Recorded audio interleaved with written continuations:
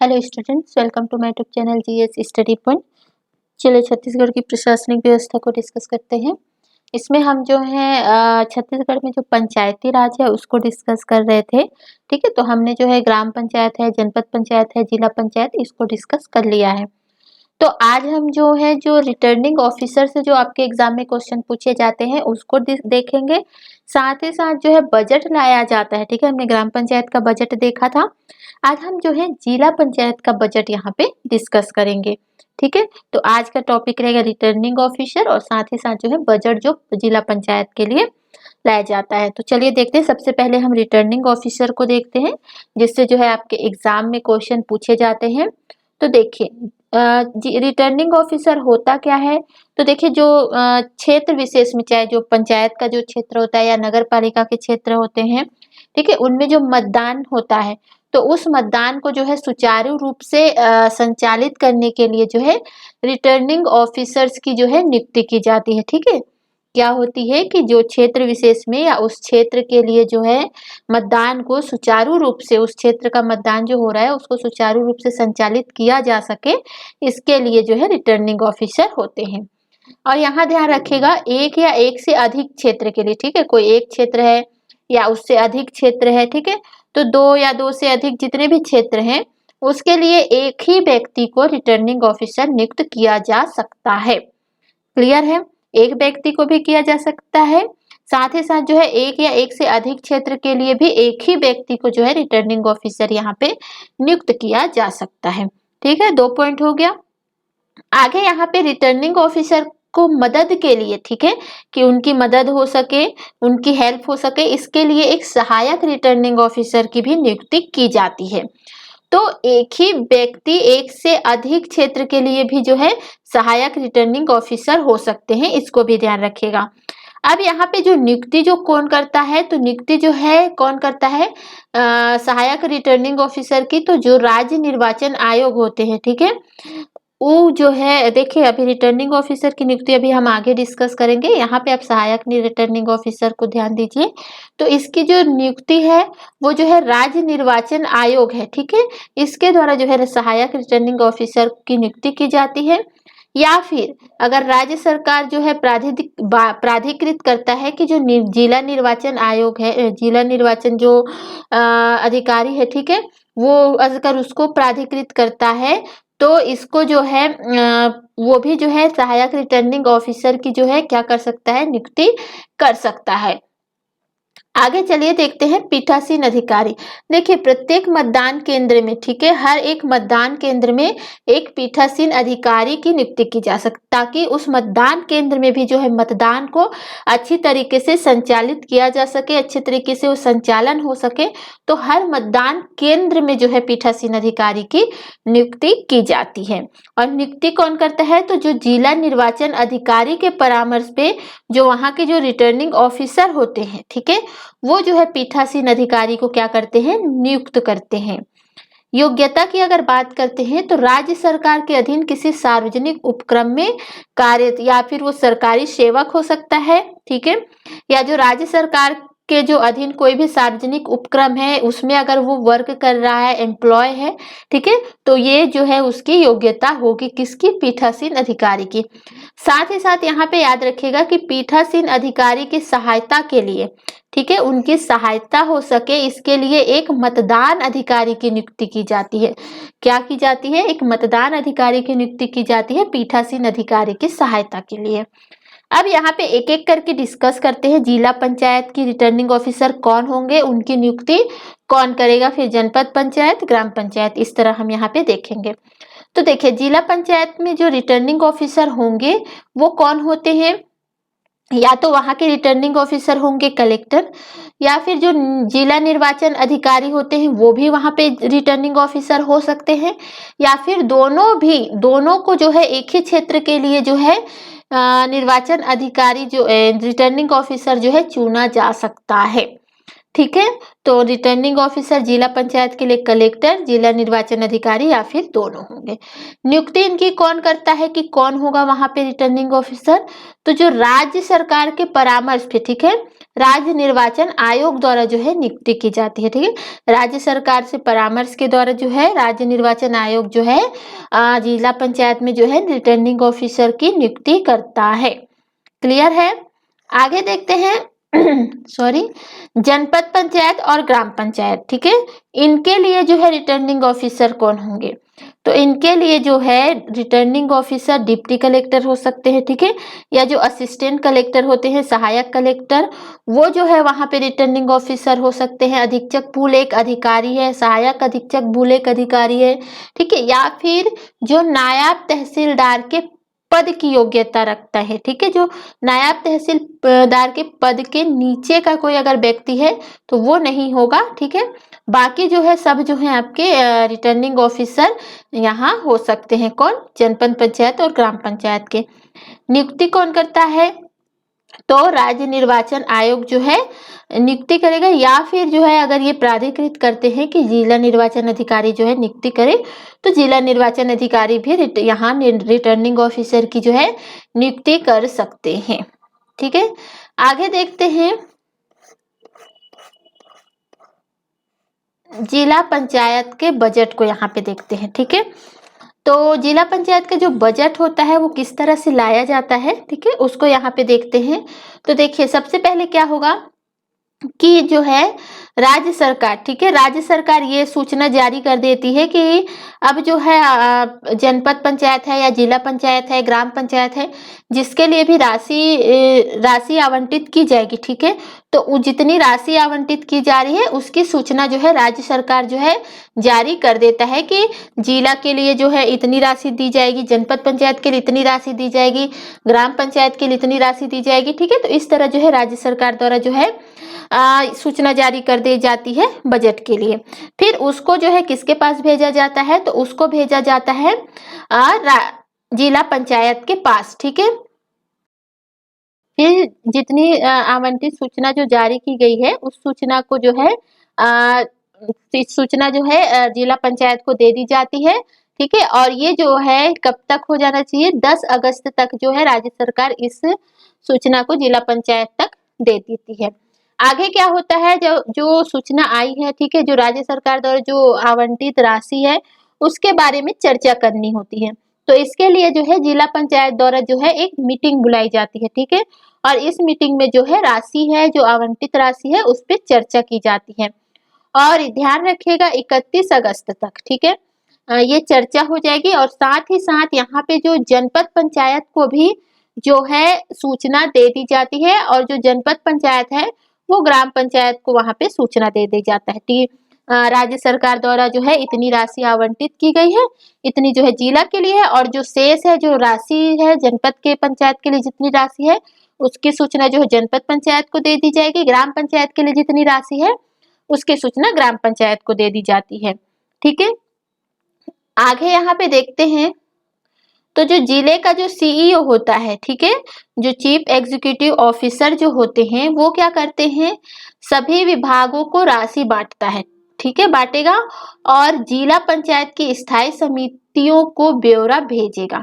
ठीक है, जो जिले का सीईओ होता है वो 15 अक्टूबर तक ये कर लेता है कि सभी विभागों को राशि बांटेगा, और जिला पंचायत की जो स्थायी समिति है, ठीक है, उनको जो है ब्यौरा भी भेजेगा।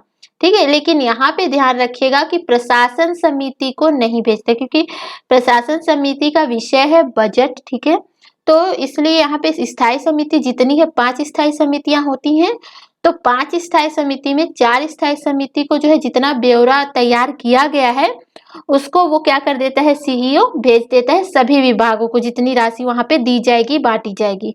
ठीक है, उसके बाद जो है क्या होता है कि स्थायी समितियों द्वारा राशि और योजनाओं पर चर्चा करेंगे। ठीक है, यहाँ पे राशि का मतलब बांटेगा नहीं, मतलब जो राशि आई है उसके बारे में जो है इतनी इतनी राशि जो है इस विभाग के लिए है। ठीक है, स्थायी समिति द्वारा जो है राशि और योजनाओं पर चर्चा करेंगे। ठीक है, जो राशि उस समिति के लिए आई है जितनी, ठीक है, और उसमें जो योजनाएं है कि वो योजनाएं जो है इतनी राशि में पूरी हो जाएगी। ठीक है, इस योजना के लिए इतनी राशि लगाई जाएगी। ठीक है, तो इस तरह से जो है वहां पे चर्चा की जाती है, जो जो समितियां होती हैं, जो स्थायी समितियां होती है वहां पे। फिर क्या होता है, आवश्यकता अनुसार वहाँ पे परिवर्तन किया जाता है, ठीक है। मत परिवर्तन का मतलब ये है कि अगर राशि कम हो रही है तो उस पे बढ़ाने की मांग की जाती है, ठीक है।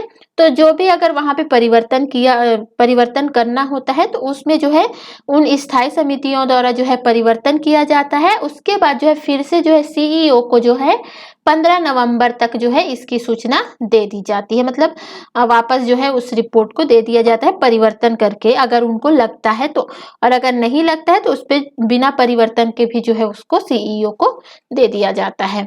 आगे क्या होता है, तो इस रिपोर्ट को जो है सीईओ के द्वारा जो है सामान्य प्रशासन समिति को 30 नवंबर तक भेज दिया, क्योंकि हमने देखा था कि जो बजट होता है वो किसका विषय होता है, सामान्य प्रशासन समिति का, ठीक है। तो सामान्य प्रशासन समिति को जो है 30 नवंबर तक जो है इसकी सूचना जो है दे दी जाती है, या रिपोर्ट जो है तैयार किया जाता है उसको भेज दिया जाता है।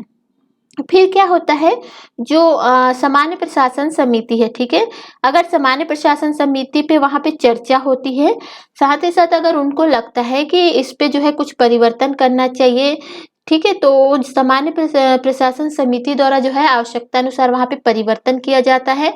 उसके बाद 15 दिसंबर तक जो है जिला पंचायत को जो है रिपोर्ट क्या कर दी जाती है, सौंप दी जाती है। उसके बाद जो है जिला पंचायत का जो है क्या बुलाया जाता है, सम्मेलन बुलाया जाता है।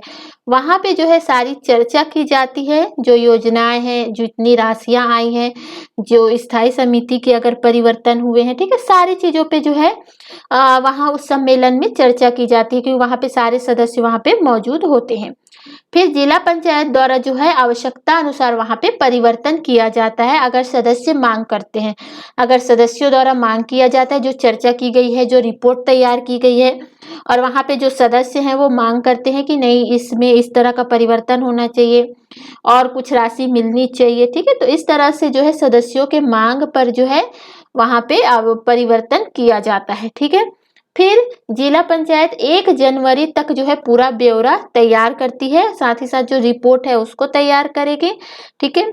और उसके बाद जो है प्रशासन समिति को क्या कर देता है, भेज देता है, ठीक है। और फिर वहां पे चर्चा होती है सामान्य प्रशासन समिति में। उसके बाद जो है सीईओ को जो है सीधे जो है रिपोर्ट दे दिया जाता है।